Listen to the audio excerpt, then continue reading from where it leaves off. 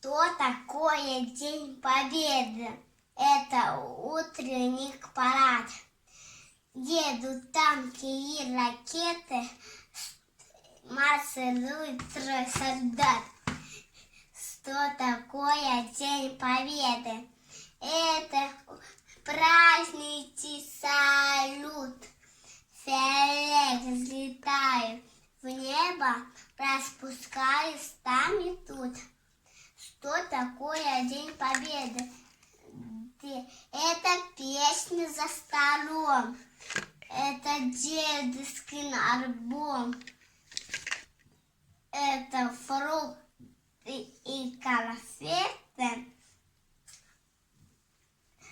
Это запахи весны.